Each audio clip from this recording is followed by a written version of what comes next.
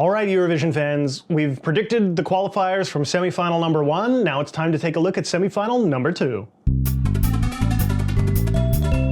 My name is Scott, I am a television professional and an Australasian who is obsessed with Eurovision. In this film we're going to be taking a look at the competing entries in the second semi-final and picking out who we think's going to qualify. Now, it's early days, I don't have access to any insider information, we're going off the official releases of the songs, we're going off national final performances, and we're going off some of the pre-party performances that we've seen. First of all, let's take a look at the songs that will be performed in semi-final number 2. Let's remove the automatic qualifiers, the songs that are already going to go to the grand final, and that means we are left with 15 songs of which only 10 are going to qualify.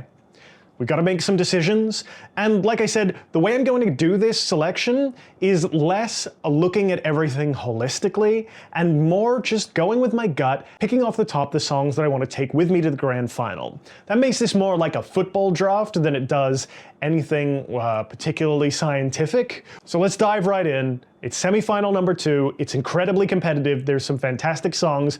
We know for sure that there's a couple of favorites that are probably going to sail right through the grand final. Let's pick them. Number 1, this is the Bias channel. Get in here, Delta Goodrum. I was really worried when I saw that Australia had finally got her for Eurovision. She's been somewhat of a white whale on the Australian Eurovision scene for a while, someone that everyone wanted to perform, but the timing wasn't right. She's an incredibly successful musician. She's got a lot going on. It means a lot that she is setting aside so many months to tackle Eurovision and to do it properly. This is the kind of music that Delta Goodrum makes, so maybe heightened a little for Eurovision, but that's, after all, what we keep asking for. We see songs that win national finals and we go, great, now they have to lift it up for the Eurovision stage. Australia went, oh, we're up here from the beginning, baby. There's so much to like here. I really think this is perhaps the best shot Australia has at winning the competition. If not now, I don't know what we can do to make something that is better prepared for Eurovision than this. So, Australia, get in here, you're qualifying. Now, Australia, I think, true Eurovision powerhouse. I think there's one other incredible, undeniable powerhouse in this semi-final, and it is Denmark. Soren, specifically in the national final, gave like a Eurovision-ready performance in so many ways. Not only was his singing great, not only does his voice elevate the song, he is acting out all of the emotions throughout the performance. He had nailed his stagecraft, nailed his movements, his cues to camera, where he's looking, what he's doing, how it all fits together, how it flows with the song. This is someone who has thought very deeply about how all of the elements of a Eurovision performance come together. It's the song, it's the performer, it's the staging, it's the camera work, it's the lighting, it's the costume. Denmark this year are on top of it. They are gunning for the crown and they've got a fantastic shot. There's just no way that I'm not taking Denmark with me to the grand final. Get in here. Okay, we're picking off the top. I'm gonna go with my gut. Romania. When I think about things that impress me on the Eurovision stage, it's always the commitment. The level of commitment, the level of professionality, the way that someone can walk on that stage, know what they want to do, and crush it in front of everyone, really put all of themselves out there and know that they are so strong and confident in their creative decisions that even if you don't like it, you're going to respect it a whole lot. And I like Romania. Alexandra Capodinescu, brilliant vocalist. I think the whole band to lean on and support one another is fantastic. Their stage show, I think, is going to be maybe heightened from what we saw in the national final. And the national final was incredible. There's no way that we're not going to the grand final without Romania. Get in here.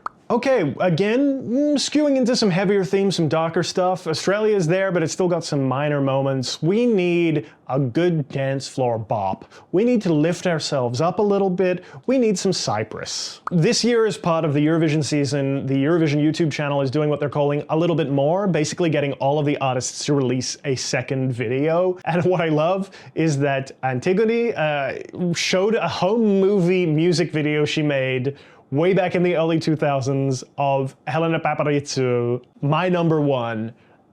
It's the cutest thing ever. She's a joy. And more importantly than that, Jawa great song. One of the strongest ethno-bops we have this year. I love that the chorus is jumping up and down and shouting and pumping fists. It's built for the arena. And I think it's a great representation of Cypriot culture. Get in here, Cyprus, we're going to the grand final. Okay, we're going big, and from big dance, we're going to big feelings.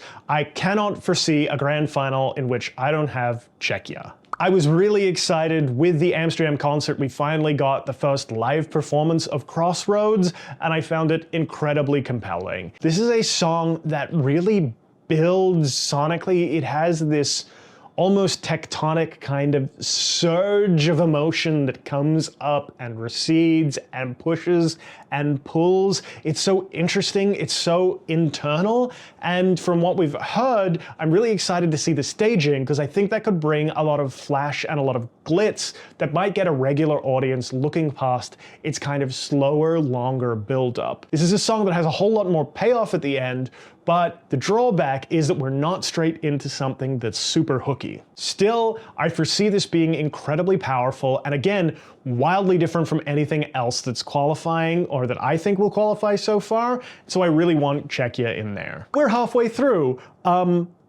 The problem is that if I keep going with my gut from whatever I look at, I'm going to run out of places before I run out of songs that I want. That said, looking at this, there's two more that I think absolutely have to be in here. Let's take them one at a time.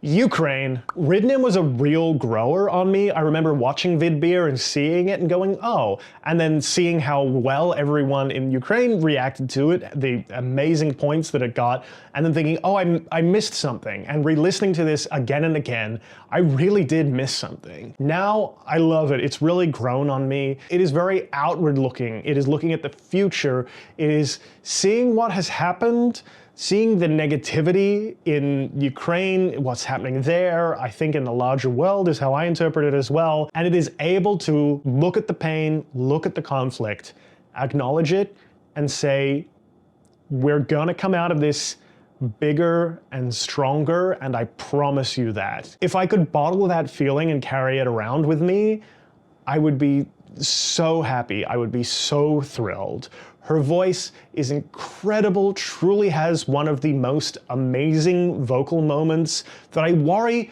people will hear and listen to and not really appreciate the technical degree of difficulty it takes for that really long note she takes from low up high in this moment where the song just sort of reaches.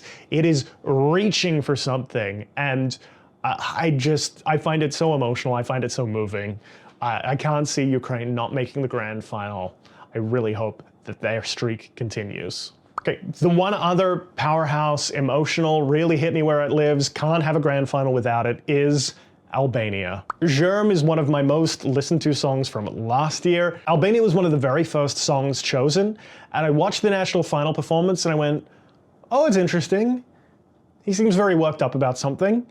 There's a lot of effort going into the singing, there's a lot of emotion, there's a lot of build, there's a lot of swelling, but I don't get it. On that first watch I didn't see anything to connect to, so I just sort of moved on to other songs.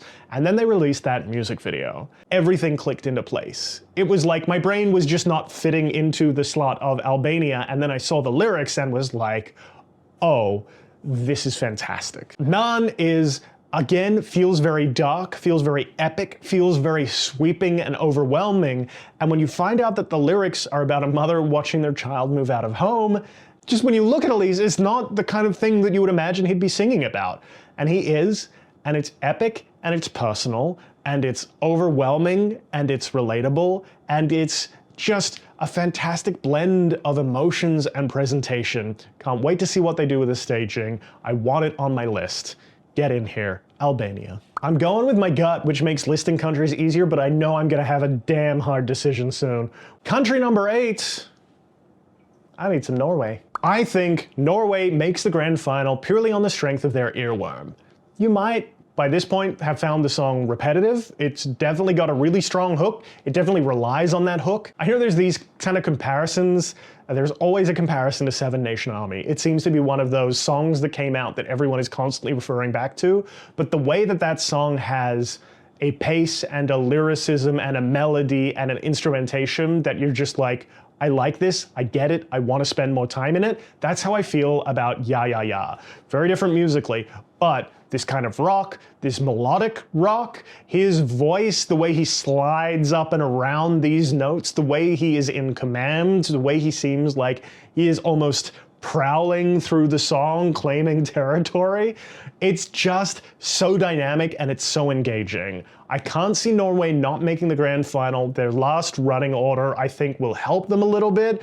I'm only hoping that people's brains aren't too full of fantastic songs by the time they reach the end. This is a tricky semi-final, but I want some Norway with me in the grand final. Now I'm at like an impossible juncture. If I was working from the bottom up, there's only one song I maybe wouldn't take. Yeah, I want the other 6. Okay, I now have to switch from my gut telling me which is the strongest out of all of the remaining options and go more with, what do I think will bring a better show to the grand final? What will break things up tonally? What will get us the most interesting show?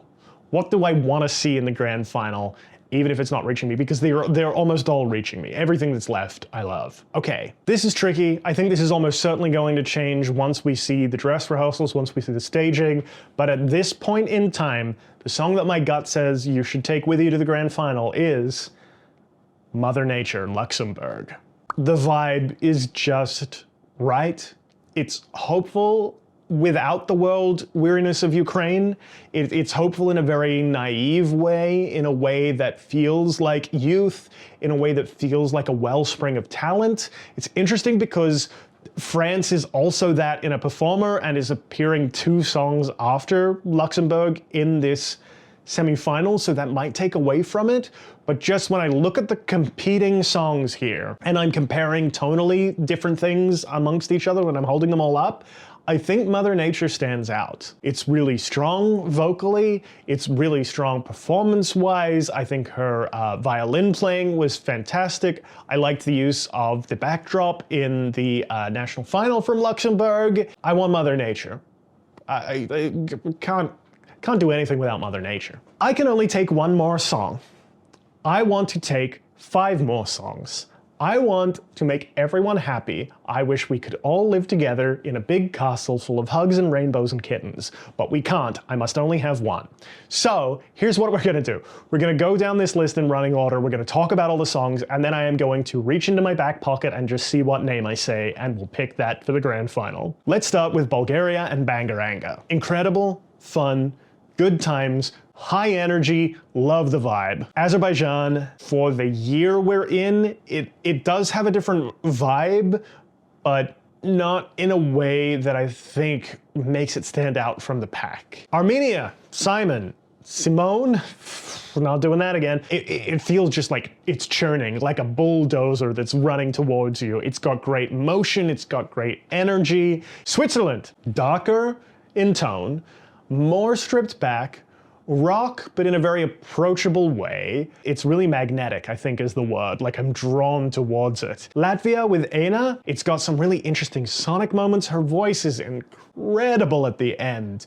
It feels like such a wellspring from Atvara. It feels like you're watching her as she's singing and telling you the story and reaching like deep inside of herself to pull out emotions and thoughts and just lay them in front of you, supported by some very interesting staging. And then finally Malta, a classic kind of sounding song, a real classy ballad. It's got a great curve, a great ramp up. Gut check, what do I want to say? I'm going to say Bulgaria, a good package that is definitely something that's really popular in mainstream music. I think that will translate really strongly into Eurovision. I'm going to do it. I'm going to say that at this point, the 10th song that I'm taking with me to the grand final is Bulgaria. Okay, that's my list. That's my qualifiers. Let's go down the running order. Let's list them all out at once.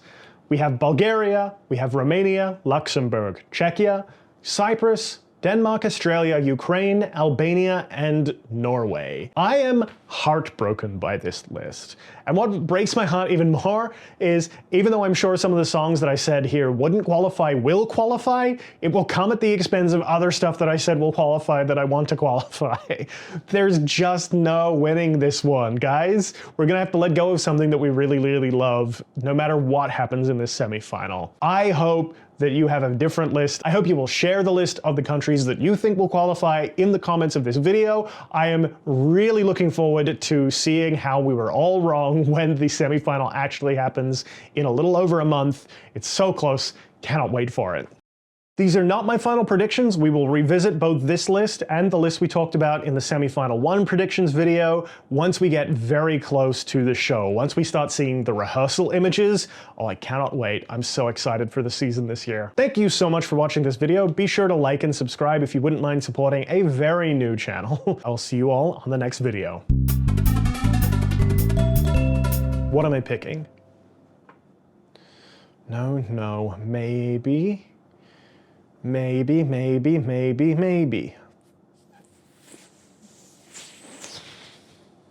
Okay, my strategy has failed me.